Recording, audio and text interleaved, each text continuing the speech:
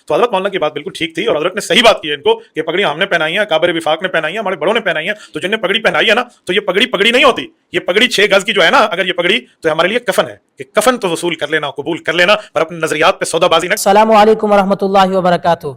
नाजरीन, उम्मीद करता हूँ आप तमाम दोस्त खैर आफियत से होंगे। इस वीडियो को मुकम्मल देखें, दूसरों तक पहुँचाएं, लाइक और सब्सक्राइब जरूर करके मौलाना जाएं। फजलुर रहमान साहब ने पेशावर कॉन्फ्रेंस में कुछ उलमा से कहा कि आपको पगड़ियाँ हमने बांधी हैं, तो जामिअतुर रशीद वालों का कहना, बल्कि कल की पॉडकास्ट में मुफ्ती तारक मसूद साहब ने भी फरमाया कि इससे मुराद मुफ्ती अब्दुर रहीम साहब हैं। तो आप बताइए कि मौलाना का इससे इशारा किस तरफ था, किन उलमा की तरफ आपने था? सवाल कर लिया है तो चलो मैं इस पर एक बात कहता हूँ। उमूमन मेरी आदत नहीं है कि मैं शख्सियात का इस तरह नाम ले के रद्द करूँ। बुज़ुर्ग हैं हज़रत मुफ्ती अब्दुर रहीम साहब, अल्लाह उनको खुश रखे और अल्लाह उनको अहले हक़ के मज़बूत धड़े के साथ ठहरने की तौफ़ीक़ अता फ़रमाए। मेरी तो उनके लिए दुआएं हैं।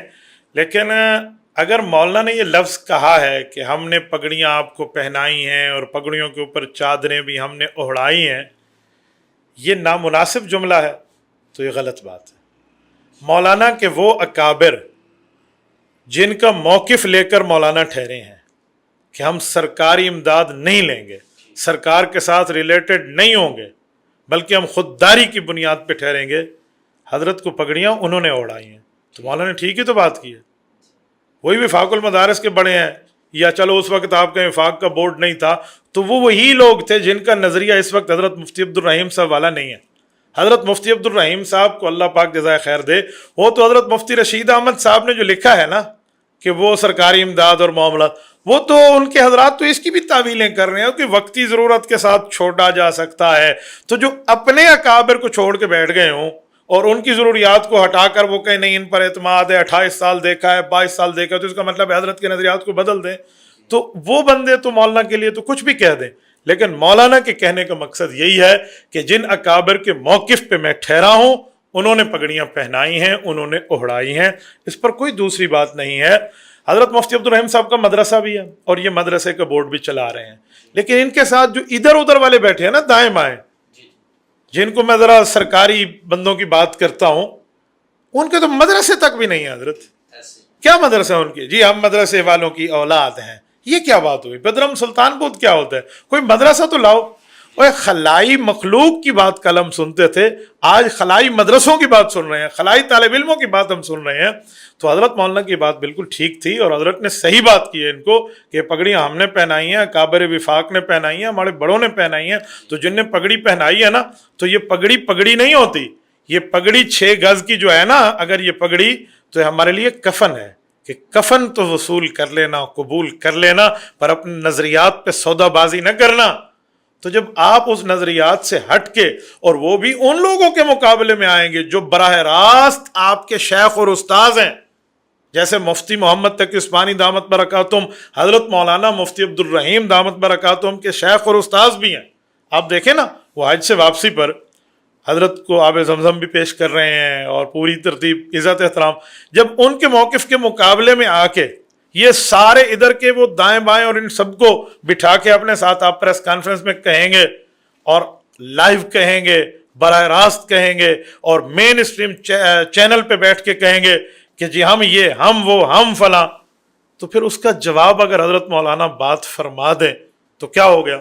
ये कैसे नामुनासिब जुमला है? 100% ठीक बात है, इस पर कोई नामुनासिब जुमला नहीं है।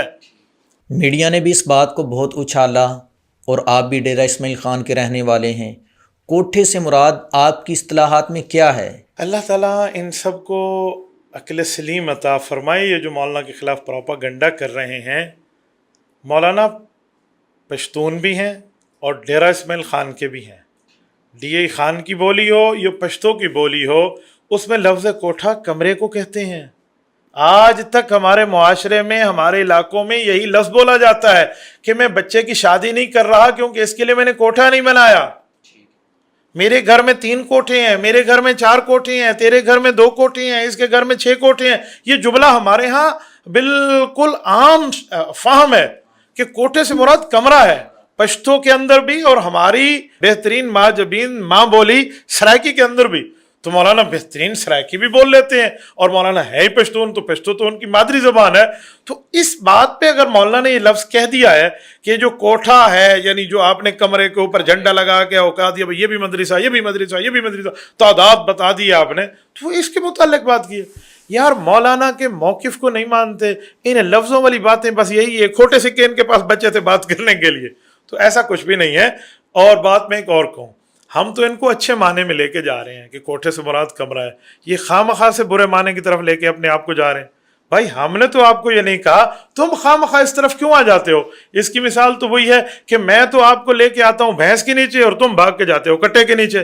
تو کٹے اور بھینس کا فرق دیکھیں، ہم آپ کو بھینس کے نیچے لا رہے ہیں، آپ کیوں خواہ سے دوسری طرف جا رہے ہیں؟